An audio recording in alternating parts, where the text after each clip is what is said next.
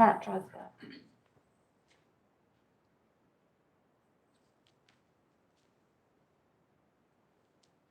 Your Honor. Good afternoon again, sir. Ian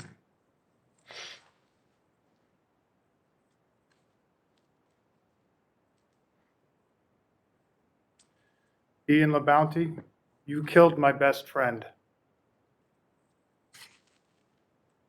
At approximately 6:50 a.m. on the morning of March 22nd, 2019, 3 years to this very day, you drove your car for nearly an hour under the heavy influence of unprescribed narcotics to include, but not limited to, Oxycontin, Klonopin, and Klonopin. You crossed the center line of the road, struck my wife's car head-on, and killed her. You killed the mother of our eldest daughter, Sierra. You killed the mother of our only son, Joseph Cole, behind me. You killed the mother of our youngest daughter, Madison. And you killed my wife of nearly 25 happy years. On March 22nd, 2019, you destroyed the lives of 5 people. Hundreds of friends, relatives, and acquaintances have been significantly impacted by this tragedy and selfish crime. I could write a book on the enormous amount of positive influence that Cecile had on so many over the years, and the direct and indirect positive influence that continue today. The devastation that you caused is tangible and far-reaching. Offender accountability matters. The evidence and facts of your crime are undisputable. There are detailed, signed and sworn affidavits from a crash report from 2 Vermont state troopers who were on the scene, who are also internationally credentialed and state certified DRE drug recognition experts. One of the DRE troopers is a seasoned DRE instructor. An official toxicology report on the blood sample taken from you nearly 5 hours after the crash via legal warrant found that you had a form of Oxycontin, Klonopin, Benadryl, and caffeine in your system. As you indicated in your own statement to Vermont state troopers, you were celebrating a work promotion you received from UTC Aerospace in Vergennes, Vermont. You consumed unprescribed narcotics as well as coffee sometime prior to getting into your car in Crown Point, New York. You stated that you were very tired and stopped en route to UTC Aerospace to have another cup of coffee due to how you were feeling. You also stated to the troopers that you did indeed consume coffee as well as the illegal drugs found in your blood, to include Oxycontin, Klonopin, and Benadryl, prior to driving towards your place of work at UTC Aerospace. I was somewhat surprised to learn from the affidavit that you specifically stated taking Benadryl to counter the itchy effects of Oxycontin. I would think that only experienced drug abusers would have the wherewithal to take a secondary drug to counter the itchy effects of one of the primary drugs consumed. So these facts I just stated, we all know now.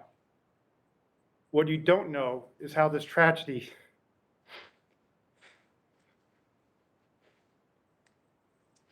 I'm sorry.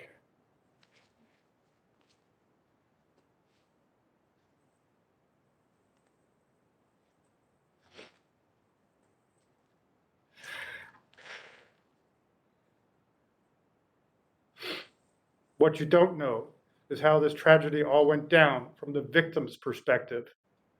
Victims' rights matter. The weekend prior to her death, Cecile and her brothers were conducting a celebration of life ceremony in Vermont for her mother, Maymay, who recently passed away. When you were partying, taking unprescribed drugs and getting high, my wife Cecile was packing her bags to include the ashes of her mother for another planned celebration of life gathering in New Jersey. On that fateful Friday morning, Cecile left the house early to pick up her brother Jacques before continuing to New Jersey to be with family and once again celebrate her mother's life. It was just after 7 a.m. that morning in Manhattan that my mobile phone rang and indicated a call from a familiar number. The display on my phone indicated Bob. Bob was calling.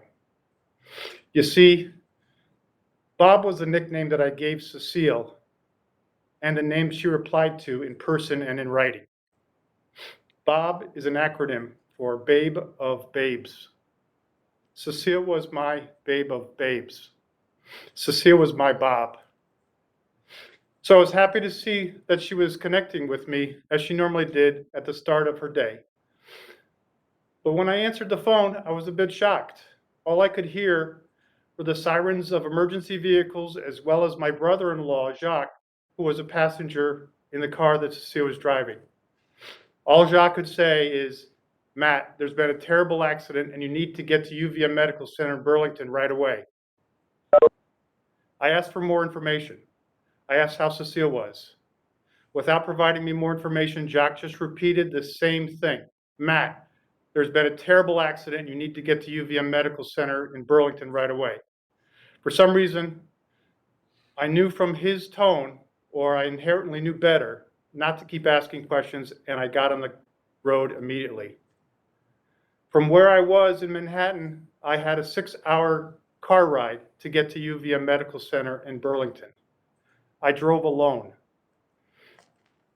After about an hour, I couldn't stand not knowing more, so I called my brother-in-law, Jacques, back to see if I could find out any additional information on Cecile and the situation. The same exact reply, urging me to get to UVM Medical Center immediately. He indicated that Cecile was being taken good care of and that she is in an ambulance on the way to the hospital. I later learned that Jacques didn't want to provide me with any details of the crash, knowing full well that I had a long drive back to Vermont. He didn't want me to drive knowing how serious the crash was, that Cecile was unconscious and had stopped breathing, in addition to the overall critical state she was in. Wanting to do something, anything, I called my son Cole, who was attending UVM in Burlington. I asked Cole if he would go to the hospital immediately and prepare the doctors in the emergency room of Cecile's expected arrival. I asked him to wait for her arrival and immediately hold her hands and assure her that everything would be okay, that she is in capable hands, to comfort and reassure her. I also informed Cole that I was nearly 5 hours away by car on my way to the hospital, but I needed him to be with his mother because I could not be there for her. When Cole was a young child, I used to joke with him before I left on a business trip, informing him that now that I was leaving, he would be the only man of the house and needed to take care of things while I was away.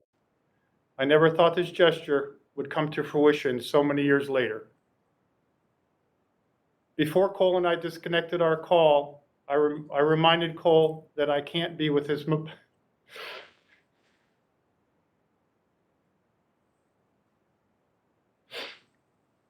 I reminded Cole that I couldn't be.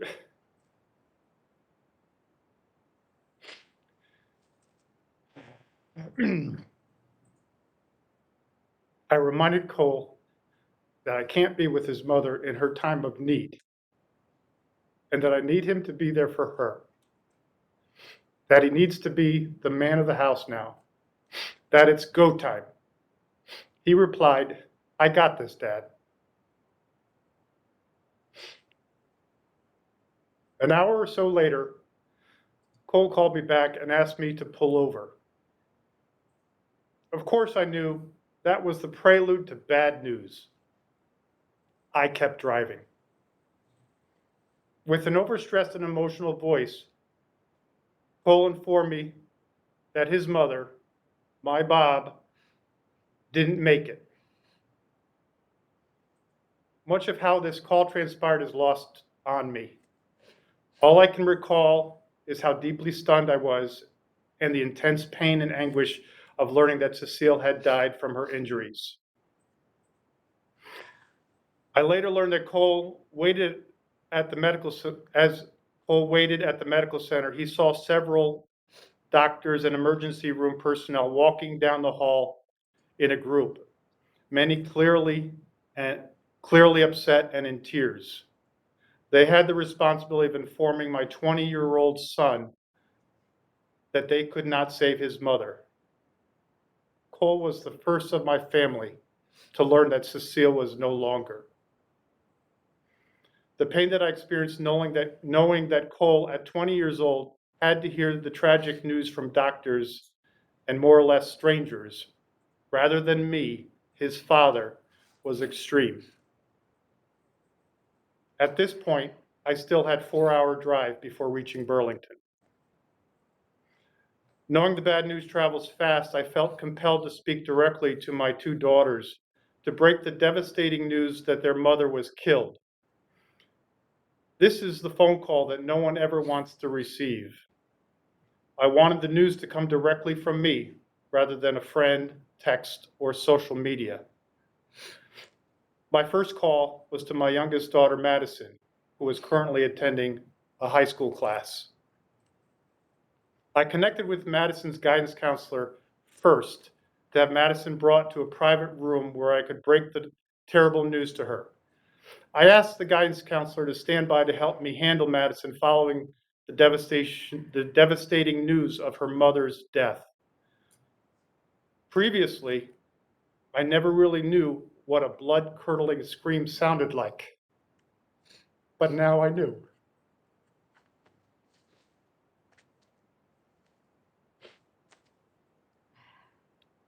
Now I needed to reach out to my daughter, Sierra, who was living in Madison, Wisconsin. I called her and asked her if her roommate was around. Thankfully, her roommate was still there in their apartment. After breaking the news, the same unbelievable scream and cry rang out, and it was all I could do to hold things together for myself. Sierra was so distraught and paralyzed with the news that her mother was killed that our good friend Liz, who is here today, had to personally fly out to Wisconsin to care for and gently escort Sierra back to Vermont. Sierra wasn't getting to Vermont otherwise. At this point, I had roughly 3-hour drive to reach Burlington. An hour or so later, I was passing the exact site where the crash occurred. Emergency personnel were still cleaning up small fragments at the crash site as I was passing. I still had an hour-and-a-half drive to go. Before finishing the last part of my drive to Burlington, it occurred to me that I should retrieve my mother-in-law's ashes from Cecile's car. I contacted the Vermont State Troopers and met them at the trooper barracks where my wife's car was secured. I was escorted by one state trooper to my wife's totaled car, where we found and secured the ashes. The experience seeing the demolished car was very numbing and surreal. It was very upsetting knowing that Cecile was alive and well in this car just a few hours prior. And now she was dead. After signing a few documents, I was able to finish my 6-hour drive to UVM Medical Center. I met my 2 youngest kids in the medical center waiting room, and where we all embraced and burst into tears again. After spending a few minutes with Trooper Josh Gerwitz at the hospital, I was able to see Cecile for the first time since we were together last. She was lying rather angelically in the medical center chapel, surrounded by family and friends. I went to hold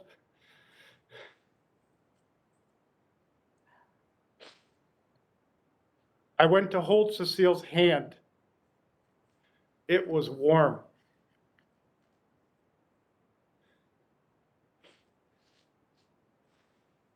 A few days later, my son and I said our last goodbyes to Cecile as we both simultaneously pushed the start button at the crematorium. The door closed, and we could hear the flames roar. In the coming weeks, We had 3 separate celebrations of life services in 3 different states, Vermont, Wisconsin, and New York. Standing room only. Videos were played, music was streamed, gourmet food was served, and good friends and family spoke, laughed, and cried. Victims' rights matter. As I personally struggled to cope and make sense of my family's tragedy, I came to an understanding and acceptance within myself that would drive my initiation and support of a plea deal offer for the defendant. I asked myself at the time, what would Cecile have asked me to do? Knowing Cecile for over 25 years, I knew the answer quite readily. Cecile would have sincerely pleaded for something good to come from her death. At that point, I made an unsolicited request to the prosecutors assigned to the case. I wanted to support a no jail time plea deal offer.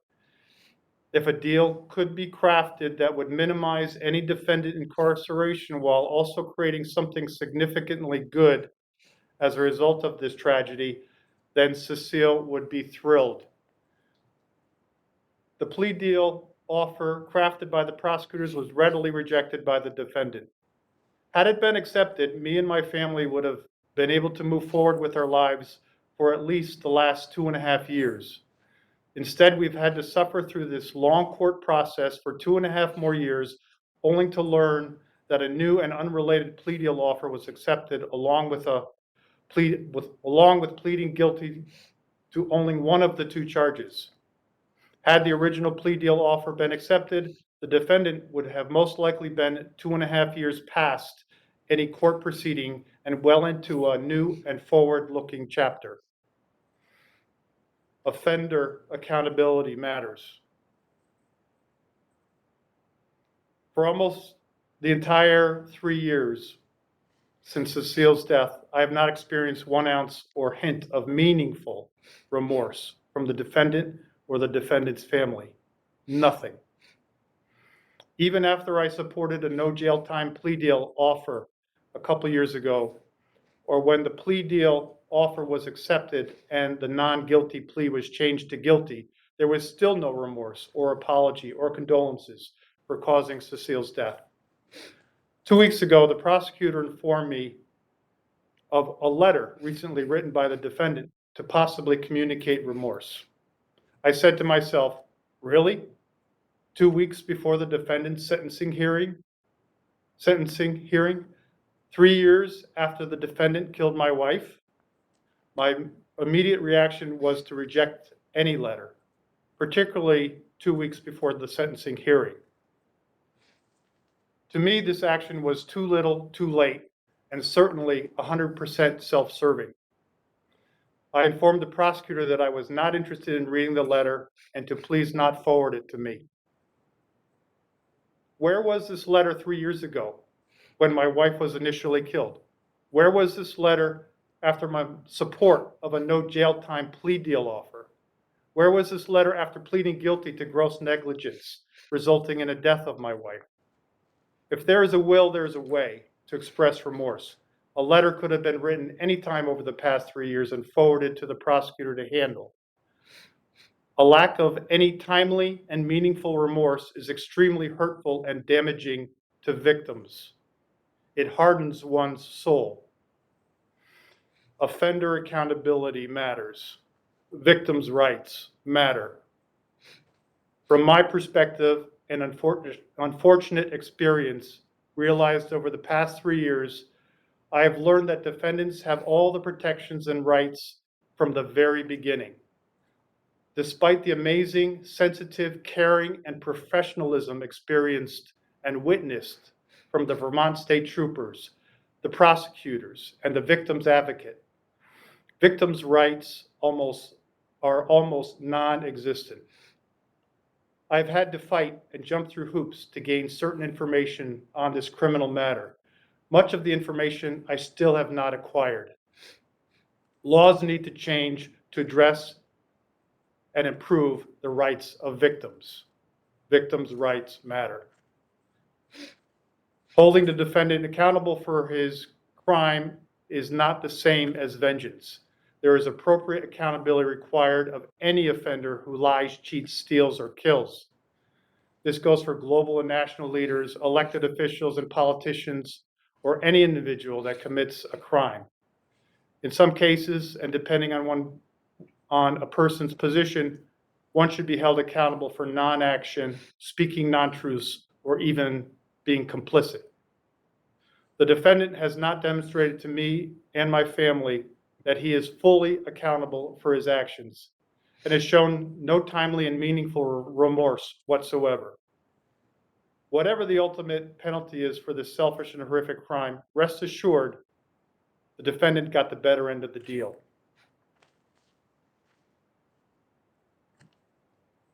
I've said my piece, and I feel that I've been heard to the extent that a victim in this kind of matter can be heard. I trust the court will make a fair and just decision for the people of Vermont based on the current state laws as well as the circumstances and facts presented both today and over the past 3 years. To the fullest extent permitted by law, I sincerely ask that the state of Vermont hold the defendant fully accountable for his crimes and for the killing of Cecile, my wife, and the mother of my 3 children. Your Honor, without reservation, I will accept the outcome of this sentencing hearing. Regardless if I agree with the ultimate ruling, I believe in the rule of law and will accept the court's ultimate decision. The people of Vermont and the victims of this tragic crime require no less than justice and accountability to be served. In closing, and to be clear, 1, I do not forgive the defendant for driving nearly an hour under the influence of illegal drugs. This was a slow motion crime with many off ramps and opportunities to do the right thing. And 2, I also do not forgive the defendant for failing to, in a timely manner, show any kind of remorse or to take full ownership of the felony DUID crimes committed, resulting in a death. The defendant rejected the original plea deal offer nearly 2.5 years ago. We could have all been moving forward in a positive way since then. The defendant will need to reflect on these items and live the rest of his life with the reality of not ever being forgiven for these 2 actions or non-actions. Or, in the future, the defendant can strive for true forgiveness by taking proactive action as well as demonstrating sincere remorse in a meaningful way. In essence, the defendant needs to create something of significance, something positive as a result of Cecile's death, something that makes a difference. In time, I'm open to working and communicating directly with the defendant to help him to be truly absolved and forgiven by others, and maybe even himself, for the crimes resulted in the death of Cecile. This will require sincere and honest remorse, as well as full and selfless offender accountability. Offender accountability matters. My work is not done. I have yet to experience the good that can be created and realized from Cecile's untimely death. I will continue to be an advocate for offender accountability and victims' rights and perhaps criminal justice reform. I will create something meaningful and materially good from the death of my wife and best friend, Cecile.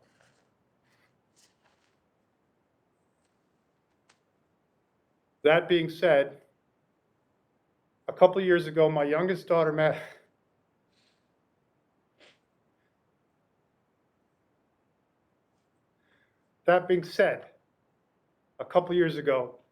youngest daughter, Madison, came into my office after her latest therapy session. She wanted to inform me that she had forgiven the defendant for killing her mother. Madison stated that she did not believe that the defendant intended to crash his car or specifically kill her mother on that terrible day. It is her belief, and now mine, that Cecile was in the wrong place at the wrong time. It is our belief that the defendant did not intend to kill Cecile 3 years ago today. So as I conclude, I wish to say that I do, in fact, forgive you, Ian LaBounty, for killing my wife, my best friend, and the mother of my 3 kids. I forgive you for that. Be well.